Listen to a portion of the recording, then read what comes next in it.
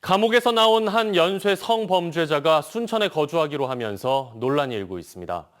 성범죄자 이주에 따른 인근 주민들의 불안이 커지자 정부는 한국형 제시카법을 추진하고 있지만 난관이 많습니다. 강서영 기자입니다. 광주에서 여성 10여 명을 상대로 성범죄를 저지른 50대 남성. 징역 15년형을 마치고 최근 출소한 이 남성이 순천으로 거주지를 결정하면서 최근 지역사회가 발칵 뒤집혔습니다.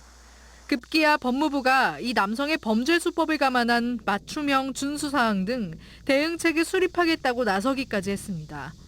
하지만 여전히 시민들의 불안감은 가시지 않고 있습니다.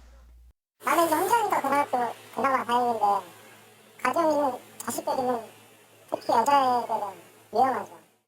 조두순 등 출소한 흉악 성범죄자가 이주하는 지역마다 시민들의 불안과 반대가 증폭되는 경우가 반복되고 있습니다. 이에 따라 정부는 올해 초 고위험 성범죄자의 거주지를 제한하는 이른바 한국형 제시카법을 대책으로 내놨습니다. 미국에서 시행되고 있는 제시카법을 우리나라 실정에 맞게 적용하는 법안으로 학교나 어린이집 등 교육시설 반경 500m 이내에 고위험 성범죄자의 거주를 제한하는 법입니다.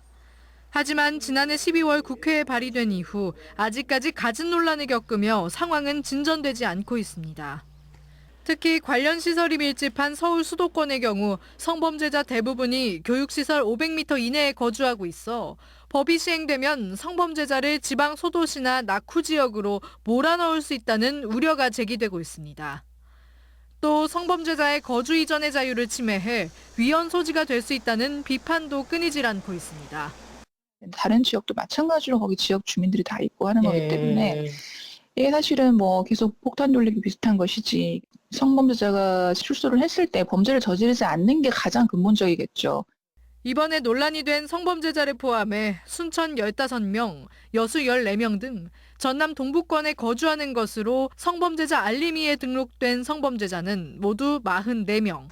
하지만 주민들의 안전을 지켜줄 뾰족한 대책이 마련되지 않고 있어 주민들의 불안감만 커지고 있습니다.